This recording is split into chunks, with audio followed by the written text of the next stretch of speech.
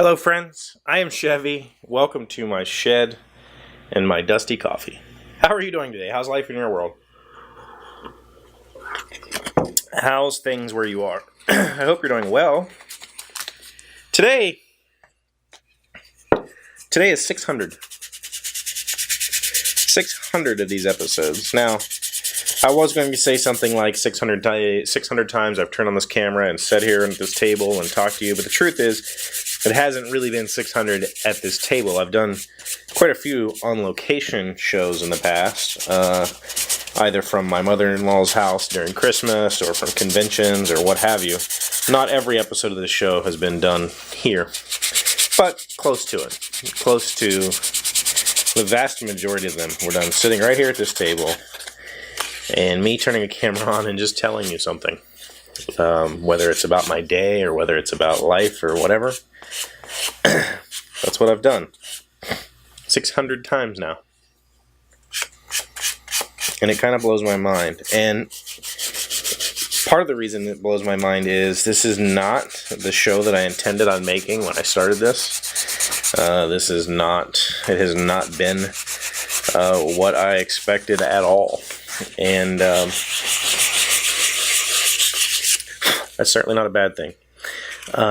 When I started this adventure on this channel, originally this channel was going to be a woodworking channel. I was going to just do projects and film them, and I did quite a few of those little things, but I quickly realized that I don't have the budget to make anything worthy of watching. You know, most of the maker channels are guys that are already established as makers, so they have materials that they can use, they have shops that they can use. I did not have that. And so I knew I couldn't compete with the Jimmy DiRestas and the Bob Clagett's and the David Picciutos and the Andy Rawls and all those guys that have an established business. You know, that I couldn't compete. And so when I started thinking about what I actually wanted to do here, it was more or less just to share me. And funny enough, you know, what I'm doing right now is how this began life. There was a video that I shot of me fixing my grandfather's watch and talking about depression, and quite a few people picked that up and shared it, and I got a little bit of attention from that video, and I took a lot of inspiration from that, and the inspiration for that came from the Red Green Show. I don't know if anybody remembers the Red Green Show. It was a Canadian broadcasting show from the 90s about this couple of goofballs living up in the Canadian wilderness and having a possum lodge. But there was a segment where Red Green would sit down every day and tie a fly and give you some stupid little quip about, you know, better find you, if they don't find you handsome, they better find you handy or something like that. And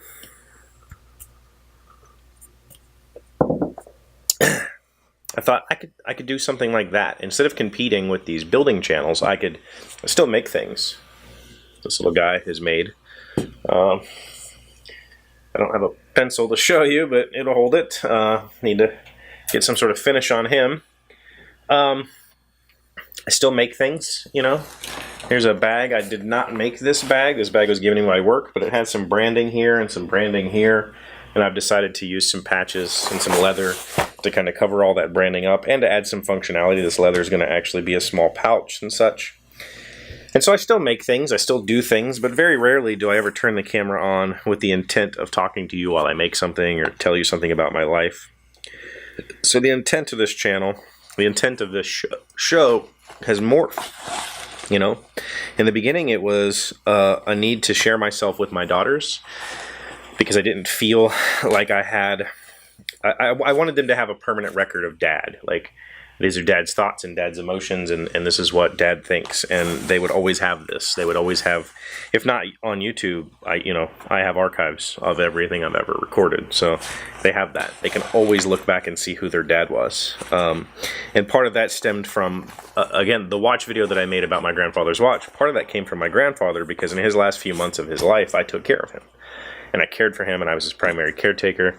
And he told me all these amazing stories, and I really wish that I had written them down, but I just did not see him ending his own life. So I thought I had plenty of time, and I didn't. And not that I'm going to end my own life or my life's going to end abruptly anytime soon. I definitely do not have plans for that. I wanted my children to always have a record of me while I was still mentally stable enough to record that record. And here we are 600 times later. I still sit down in front of this camera completely differently than I used to. You know, when this show started, I used to try to put something together every day. I used to have a topic, and I would pre-rehearse it, and I would have, you know, bullet points and all that sort of stuff. And over the years, it devolved into this just, I turn the camera on and talk to you about what the hell ever, because when I would do that, when I would tell you how I was feeling, when I would tell you about my day, those are the episodes that people really gravitated towards for some reason. And everybody said, I really like these episodes when you're just a person. Okay, well, I can make more of those, and that's exactly what I've done for the last probably, I don't know, 300 episodes or 400 episodes. It really hasn't been much of a entertainment. You know, there hasn't been, I haven't really done many projects. I haven't talked about a lot of that. It's just been me telling you about my life and my day as a regular dude. Like, you know, I go to my day job, I come home, I have a family. Well, I don't anymore, or I do, but they don't live here. You know, I have duties and responsibilities, and I have a house and an HOA and a career, and here I am. I'm just a guy. I'm not anybody special. I'll never be somebody who's famous for anything in particular. You know, I'm not going to be recognized on the street or anything like that. I do sell t-shirts and other bits and baubles, but nobody's going to buy them, and I'm not going to ever see them out in the wild as some recognizable brand. And I don't give a damn. Because for 600 days, 600 of these episodes, I've come back just to talk to you. You, the person watching this right now, are the reason I continue.